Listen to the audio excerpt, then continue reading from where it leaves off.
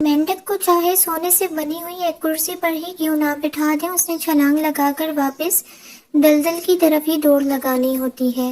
بس اسی طرح کچھ انسان ہوتے ہیں، ان کی جتنی عزت افزائی کر لیں، انہوں نے اپنے سلوک، اپنے اخلاق اور اپنے برتاؤ سے اپنے آپ کو ذلیل ثابت کر کے ہی رہنا ہوتا ہے۔ میں جیسے جیسے لوگوں سے ملتا گیا، میرا ایمان پکا ہوتا چلا گیا کہ اخلاق بھی رزق ہے جو قسمت والوں کو ہی ملتا ہے۔ تاریخ کے حساس انسانوں نے اپنی زندگی کا زیادہ حصہ اداس رہ کر گزارا ہے۔ زندگی میں خوش رہنے کے لیے بہت زیادہ ہمت نہیں بلکہ بہت بے حسی چاہیے۔ اکنامکس کا اصول ہے، جو چیز وافر مقدار میں ہو جائے وہ ناقدری کا شکار ہو جاتی ہے۔ یہی وجہ ہے کہ جذباتی لوگوں کے جذبات بہت سستے ہوتے ہیں۔ ایک ہی جملہ انسان کی تربیت کے لیے کافی ہے کہ اللہ دیکھ رہا ہے۔ آج کا انسان رزق کے لیے پریشان ہے اور مغفرت سے بے فکر۔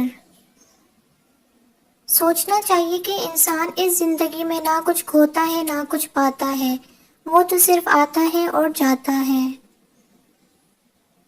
اچھے انسان کی سب سے پہلی اور سب سے آخری نشانی یہ ہے کہ وہ ان لوگوں کی بھی عزت کرتا ہے جن سے اسے کسی قسم کے مفاد کی توقع نہیں ہوتی۔ ہم وہ سارے کام پہلے کر لینا چاہتے ہیں جو ہمارے نفس کو پسند ہیں، اور وہ سارے کام زندگی کے آخری حصے میں لیے رکھ چھوڑتے ہیں جو اللہ کو پسند ہیں۔ گناہ سے آلودہ چہروں پر پرہیزگاری کی اینک لگا کر دوسروں کو جانچتے ہیں۔ زندگی میں ختم ہونے جیسا کچھ نہیں ہوتا، ہمیشہ ایک نئی راہ آپ کا انتظار کر رہی ہوتی ہے۔ آج کل کے رشتے سورج مکھی کے پھول جیسے ہو گئے ہیں، جدھر زیادہ فوائد ہوتے ہیں ادھر گھوم جاتے ہیں۔ آپ کے اندر کی کمی بتانے والا ہی صرف آپ کا سچا اور اچھا دوست ہوتا ہے، ہر وقت صرف آپ کی تعریفیں کرنے والا چاپلوس ہوتا ہے۔ ٹھیک وقت پر پیے ہوئے کڑوے گھونٹ انسان کی زندگی کو میٹھا کر دیتے ہیں۔ اچھے مزاج کی بہترین علامت یہی ہے کہ آدمی برے مزاج کو برداشت کر لے۔ المیہ یہ ہے کہ ہم غلط کام کو غلط تو سمجھتے ہیں لیکن چھوڑتے نہیں ہیں۔ حرام اور حلال چیز پر کوئی لیبل نہیں لگا ہوتا، ان میں جو چیز فرق کرواتی ہے وہ ہے خوف خدا۔ عزت جب عزتوں کے مالک نے دی ہو تو کسی کے برے چاہنے سے کیا فرق پڑ جاتا ہے۔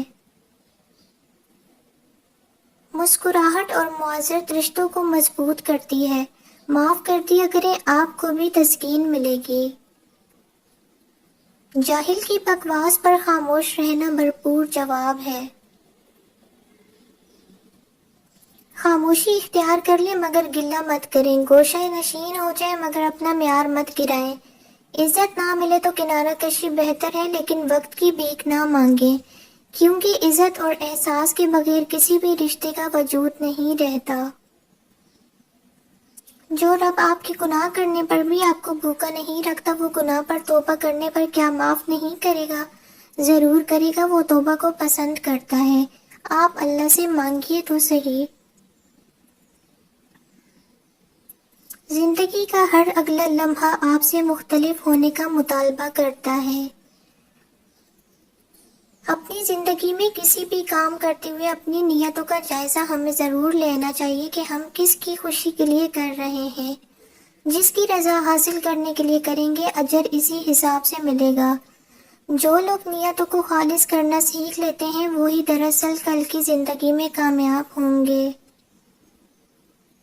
کچھ لوگوں کے پاس کچھ بھی نہیں ہوتا مگر وہ پھر بھی مسکرا رہے ہوتے ہیں، جانتے ہیں کیوں؟ کیونکہ وہ اللہ سے اچھے کی امید رکھتے ہیں اور بے شک وہ سب کچھ عطا کرنے والا ہے۔ ایک چھوٹی مگر کڑوی بات، دوسروں کو شیطان کہنے سے کہیں بہتر ہے کہ ہم خود انسان بن جائیں۔ سوچ منفی ہو تو ہر موقع پر مشکل نظر آتی ہے، اور سوچ مثبت ہو تو ہر مشکل میں حل نظر آتا ہے۔ آنسو کا وزن تو نہیں ہوتا، پھر بھی اس کے گر جانے سے دل ہلکا ضرور ہو جاتا ہے۔